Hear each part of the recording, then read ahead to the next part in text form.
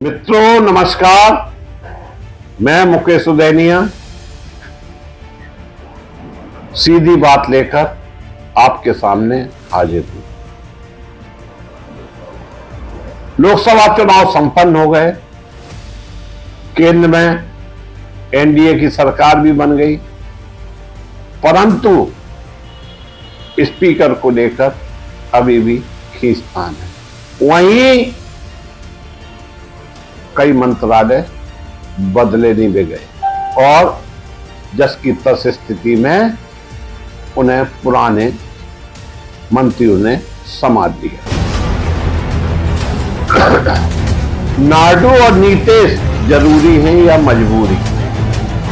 जो ये सरकार बनी है इसमें नायडू और नीतीश जरूरी हैं या मोदी की मजबूरी? नरेंद्र मोदी लगातार तीसरी बार देश के प्रधानमंत्री बने। जिस दौर में यह प्रतिष्ठा और स्वीकृति जवाहरलाल नेहरू को मिली थी, तब कांग्रेस का वर्चस्व था। तीसरी बार कांग्रेस को बहुमत हासिल हुआ था। मित्रों, आज स्थानीय और क्षेत्रीय स्तर पर राजनीतिक दलों का प्रभाव है, लिहाजा जनादेश भी विभाजित और खंडित आते हैं। बेशक मोदी प्रधानमंत्री बने हैं, लेकिन उनकी पार्टी भाजपा को बहुमत हासिल नहीं हुआ। कहा जाए तो गलत नहीं होगा, यह लंगड़ी सरकार है।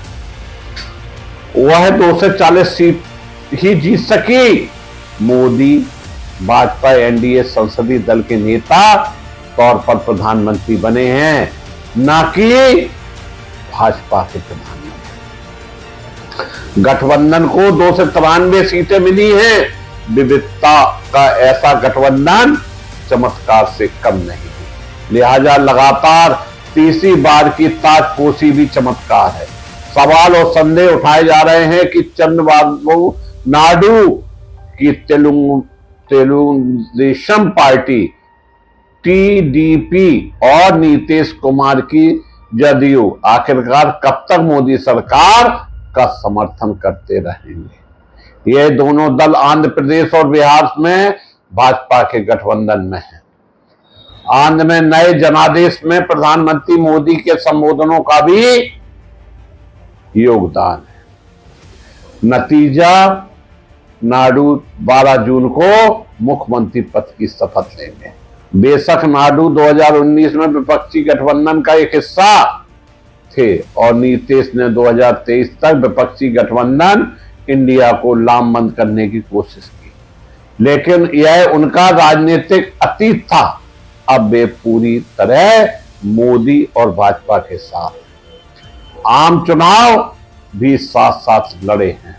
वे परस्पर पूरक हैं, क्योंकि आंध्र और बिहार को केंद्र सरकार से जो आर्थिक मदद चाहिए वह मोदी सरकार ही दे सकती है। आंध्र पर 3.5 लाख करोड़ रुपए से अधिक का कर्ज है और उसे अपनी नई राजधानी बनानी है। हालांकि मोदी सरकार के पहले कार्यकाल के दौरान नायडू की ऐसी ही मांग के कारण केंद्र से खटपट हुई थी। आज टीडीपी 16 सांसदों के साथ एनडीए की दूसरी सबसे बड़ी पार्टी है और भाजपा की सरकार उनके भरोसे है। हम नायडू की राजनीतिक शख्सियत की एक और पहलू पर ध्यान देना चाहिए, वह बेहिसाब सियासी मोल तोल में अभ्यस्त है। बहरहाल प्रधानमंत्री मोदी ने अगले दशक के लिए सुशासन, समग्र विकास और आम आदमी की जिंदगी में सुधार के लक्ष्य तय किए हैं, लेकिन कुछ विरोधाभास ऐसे हैं कि सुशासन के लिए जरूरी आर्थिक नीतियां प्रभावित हो सकती हैं। आंध्र बिहार को विशेष दर्जा, अग्निवीर योजना, मुस्लिम आरक्षण और तुष्टीकरण, जाति जनगणना, समान नागरिकता संहिता आदि आर्थिक मुद्दे नहीं हैं, लेकिन इनके कारण सुशासन, समावेशी समन्वय की दशा और दिशा जरूर प्रभावित होगी। यदि ये प्रभाव और दबाव प्रधानमंत्री मोदी को महसूस करने पड़ते हैं तो सरकार और सुशासन के इकबाल पर सवाल उठाए जा सकते हैं। यह यक्ष प्रश्न देश के सामने है कि ऐसे विरोधाभासी गठबंधन वाली सरकार कब तक चलेगी। आंध्र और बिहार दोनों ही विभिन्न राज्य हैं, उन्हें केंद्र सरकार की विशेष आर्थिक मदद की दरकार है। राज्यों को विशेष दर्जा दिया जाए, यह मुद्दा और मांग दोनों ही राज्यों में प्रबल है। इस संदर्भ में वित्त आयोग और नीति आयोग की अपनी सीमाएं हैं। नायडू और नीतीश की व्यवस्था यह भी है कि उन्हें अनुभव है कि यदि विपक्ष गठबंधन में शामिल हुआ जाए तो कांग्रेस नेतृत्व की सरकार में आर्थिक मदद नहीं देगी, बल्कि मध्यावधि चुनाव के आसार ज्यादा बन जाएंगे। लिहाजा दोनों नेता फिलहाल मोदी सरकार के साथ ही रहना चाहते हैं। नायडू और नीतीश जानते हैं कि गठबंधन को लेकर देश उन पर शक कर रहा है, क्योंकि मानसिक तौर पर वे भाजपा विरोधी राजनीति के पक्षधर रहे हैं। लिहाजा वे आगामी 5 साल भाजपा के साथ गठबंधन में रहने की गारंटी दे रहे हैं।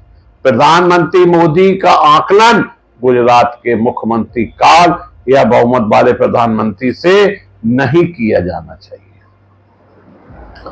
अब नया दौर है और मोदी संगठन के माहिर नेता रहे हैं। मोदी तीसरी बार प्रधानमंत्री बने, लिहाजा वह सत्ता की बड़माला बखूबी जानते हैं। मोदी पार्टी संगठन से सरकार में आए हैं और लगातार 23 साल से सत्तारूढ़ हैं। यह अनुभव समान नहीं है, वह बिखरे हुए संगठन को एकजुट करना जानते हैं। फिलहाल एनडीए के सभी घटकों ने उनके नेतृत्व में भरोसा जताया है और पारी की शुरुआत हुई है। उनके साथ साथ विश्लेषण करना चाहिए कि बेहतर होगा कि नई सरकार मध्यम वर्ग के लिए भी कुछ काम करे, गरीबों के लिए और धनाढ्यों के लिए तो काम की बात की जाती है, लेकिन मध्यम वर्गीय परिवार जो पिस रहे हैं, जिनके पास सीमित आय के साधन हैं, वो ऐसी महंगाई में अपने को सब को कुचला सा महसूस कर रहे हैं। इसलिए इस वर्ग के लिए भी कुछ ना कुछ होना चाहिए। वहीं लोकसभा स्पीकर को लेकर भी जब चुनाव होंगे तो निश्चित रूप से जो खबरें आ रही हैं कि अगर भाजपा का लोकसभा स्पीकर चुना जाता है तो निश्चित रूप से जो 10 सालों में सरकार तोड़ी गई, कहीं ऐसा ना हो कि समय रहते ही राजनीति के बड़े खिलाड़ी अमित शाह और मोदी गठबंधन को तोड़ने में कामयाब ना हो जाए। मैं मुकेश सुदैनिया पुनः आपको नमस्कार करके अपनी बात खत्म करता हूं। बहुत बहुत धन्यवाद, बहुत बहुत धन्यवाद।